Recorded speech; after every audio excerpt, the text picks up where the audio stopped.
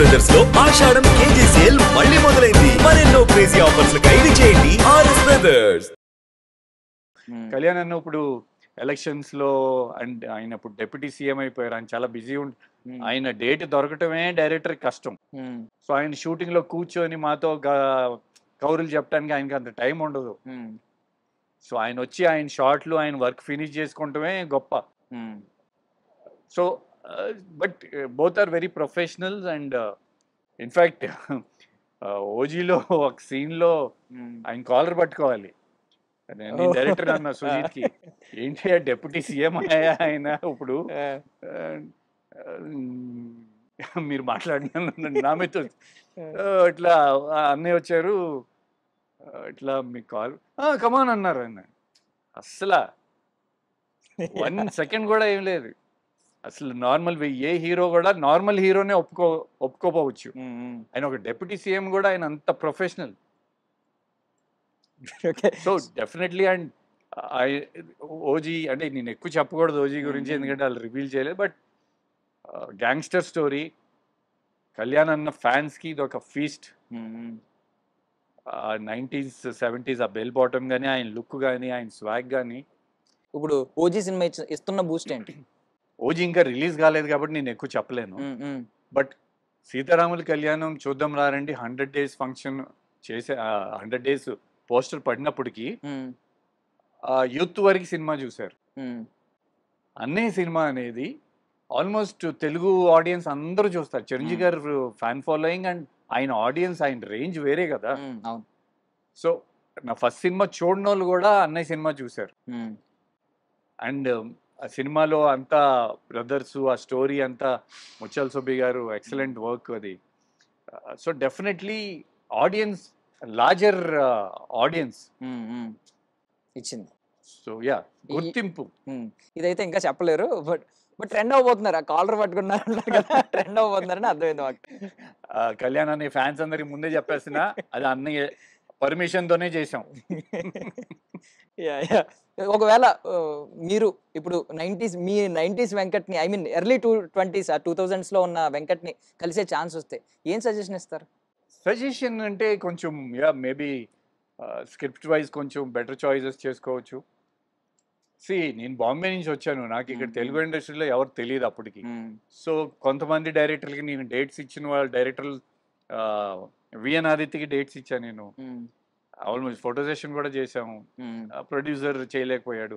అట్లా ఇంకా 2-3 పెద్ద డైరెక్టర్లు ఉన్నారు. ఈరోజు పేర్లు చెప్తే బాగోదు. సో అట్లా కొన్ని ప్రాజెక్ట్స్ అవ్వలేదు. అంటే అది ట్రాన్సిషన్ పీరియడ్ లాగా ఉంది నాకు. Senior actors and senior directors నుంచి యంగ్ జనరేషన్ స్టార్ట్ అయ్యింది.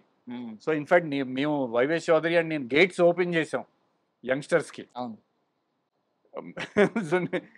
ఈ మల్టీప్లెక్స్లు వచ్చేసరికి ఇంకా కొంచెం యంగ్ అందరూ వచ్చి ఆ కలెక్షన్స్ అవి వాళ్ళకి హెల్ప్ అయినాయి. ఆ టైంలో సినిమాలు కొన్ని ఆడపోవటం వల్ల మేము డౌన్ అయ్యాం. Simple. Okay. So I mean ఇక్కడ కొంచెం ఇప్పుడు మాస్ రూట్లో ఉన్నారు కాబట్టి కొంచెం మాస్గా అడుగుతున్నాను. బేసికల్లీ ఎవరైనా కోరుకునేది ఏంటంటే లైఫ్లో ఏం పీకాం అని బలంగా చెప్పుకోవాలని అనుకుంటారు.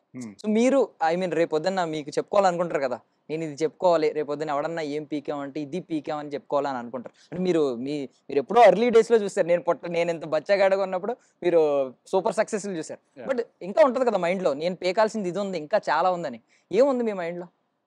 డెఫినెట్లీ గతం గత. హిట్లు ఇచ్చామా, మనకి ఫ్యాన్స్ ఉన్నారా, అవన్నీ ఓకే. ఇప్పుడేంటి మళ్ళీ ఇట్స్ లైక్ స్టార్టింగ్ ఫ్రెష్. నాకు అన్నిటికంటే ధైర్యం ఏంటంటే అప్పుడు ట్రేడ్ అనుకూలంగా లేదు, ఫైనాన్షియల్ డైనామిక్స్ అనుకూలంగా లేవు అప్పుడు. ఇప్పుడు ఉన్నాయి. సో ఇప్పుడు మా ప్రొడక్షన్లోనే ఎవ్రీ ఇయర్ 3-4 మూవీస్ చేస్తాం మేము. సో మంచి హోప్ అయితే చాలా హోప్ అయితే ఉంది. బేసికల్లీ నేను మీతో ఒకటి షేర్ చేసుకోవాలి. నేను కాకినాడలో ఉన్నప్పుడు అప్పుడు ఒక మీటింగ్ ఏదో పెడితే, నేను చిన్నోడిని, అప్పుడు నేను మీ దగ్గర ఆటోగ్రాఫ్ తీసుకోవడానికి పరిగెట్టుని వచ్చాను. నా దగ్గర పేపర్ లేదు. ఏమైందంటే మా డాడీ దగ్గర విజిటింగ్ కార్డు, ఎలక్ట్రిసిటీ బిల్ ఉంది. ఎలక్ట్రిసిటీ బిల్ తీసుకుని వచ్చాను అనమాట. ఏంటి ఇది తెచ్చావని అన్నారు మీరు. అప్పుడు చిన్నవాడిని, ఏమీ లేవు, పేపర్ పెన్ దొరికింది కానీ పేపర్ దొరకలే. తీసుకొచ్చి ఎలక్ట్రిసిటీ బిల్ వెనకాల బ్యాక్ సైడ్ ఉంటే వైట్ పేపర్ ఆ టైంలో లేవు కదా ఫోన్లు, కెమెరాలు. ఫోన్లో ఏమి లేవు. సో అప్పుడు ఊర్ల సైడ్ ఇట్లా సిగరెట్ పెట్టెలు తెచ్చేవాళ్ళు, నోట్లు తెచ్చేవాళ్ళు. అప్పుడు ఆ ఆటోగ్రాఫ్ ట్రెండ్స్ నడిచేది. బట్ ఇప్పుడు మొత్తం ఇన్స్టాగ్రామ్ వచ్చేసినాయి. సో మీరు ఇప్పుడు హరుడు ఫస్ట్ గ్లిమ్స్ వచ్చిన తర్వాత మీకు ఎమోషనల్ గా ఏదైనా ఒక మీ ఇన్బాక్స్ ఒక మెసేజ్ వచ్చిందా? 90s కిడ్స్ నాలాంటి వాళ్ళు ఎవరైనా బాగా కనెక్ట్ అయ్యి? చాలా మెసేజెస్ వస్తున్నాయి, చాలా మెసేజెస్ వస్తున్నాయి. అండ్ అన్ని ఆర్గానిక్ మెసేజెస్ అయ్యి, మళ్ళీ చాలా రోజులు అయింది, మళ్ళీ మీరు రావాలి, త్వరగా స్క్రీన్ మీద మిమ్మల్ని చూడాలని, వెయిటింగ్ అని. అంటే ఇదివరకు నా ఫస్ట్ సినిమా అప్పుడు అవన్నీ లెటర్స్ వచ్చాయి నాకు, ఫ్యాన్ లెటర్స్. ఇప్పుడు మొత్తం మారిపోయి ఇన్స్టాగ్రామ్ వచ్చేసింది. సో 1 సెకండ్లో వాళ్ళ కమెంట్స్ వచ్చేస్తాయి, వాళ్ళకి రిప్లై ఇస్తాం. So access is become like close అయిపోయాం, ఆడియన్స్కి బాగా దగ్గర చేసేసింది. సో మంచి రెస్పాన్స్ ఉంది. So definitely fingers cross. ఏదైనా గుర్తుందన్నా మీకు ఒక ఎమోషనల్ మెసేజ్ ఏదైనా గుర్తుందా అన్ని మెసేజెస్ లో? అన్ని మెసేజ్ అంటే దాదాపు మీరు బాగుంటారని, ఐస్ బాగుంటాయి అని, స్మైల్ బాగుంటాయి అని రెగ్యులర్ వస్తుంటాయి. మెజారిటీ పీపుల్ ఎవరు హ్యాపీ ఫీల్ అవుతున్నారా మళ్ళీ తిరిగి వస్తున్నారు లీడ్ గా? డెఫినెట్లీ. ఇప్పుడు ఒక రఫ్లీ చెప్పాలంటే పాజిటివ్ ఉన్న చోట నెగిటివ్ కూడా ఉంటది. ఒక 50 మెసేజ్లు వచ్చినాయి అంటే ఒకళ్ళిద్దరు నెగిటివ్ కూడా ఉంటది. అది దాన్ని వీ డోంట్ కేర్. మనకి మన ఆడియన్స్ ఉన్నారు, మనం మన బడ్జెట్లో సినిమా చేసుకుంటాం. ఇక్కడ నుంచి మన సెట్ ఆఫ్ డిస్ట్రిబ్యూటర్స్ కానీ, మన సెట్ ఆఫ్ ఎగ్జిబిటర్స్ కానీ స్లోలీ డెవలప్ చేసుకొని, ఒక ఇదివరకు రోజుల్లో హీరోలు 4-5 సినిమాలు చేసేవాళ్ళు కదా సంవత్సరానికి. సో అట్లా మినిమం రిస్క్తో బడ్జెట్ కంట్రోల్ పెట్టుకొని ఎంటర్టైన్మెంట్ బేస్డ్ మూవీస్ చేయాలని టార్గెట్ మాది. సో యాక్చువల్లీ మీరు పాజిటివిటీలో నెగిటివిటీ ఉంటుంది అన్నారు. బట్ నేను ఎక్కడ మీ మీద పెద్ద కాంట్రవర్సీలు నెగిటివిటీ ఎక్కడ ఆర్టికల్స్లో కావచ్చు ఇలాంటి వాటిలో ఎప్పుడు చూడలేదు. మీరు ఎప్పుడైనా మీ మీద ఏదైనా అలాంటి ఒక రాంగ్ ఆర్టికల్ ఏదైనా చూసి బాధపడిన సందర్భం ఉందా అసలు? అంటే మేము ఉన్న టైంలో, అంటే హిట్లు ఇచ్చిన టైంలో Telugu media is always very cooperative and చాలా మంచి మీడియా మనకి comparing to other industries. Telugu media ఎక్కువ నెగిటివ్ వెళ్ళదు. బట్ ఈ మధ్యన తెలుగు మీడియాని కూడా దాటేసి ఇన్స్టాగ్రామ్ వచ్చిన తర్వాత బయట వాళ్ళు చాలా మంది అయిపోయారు.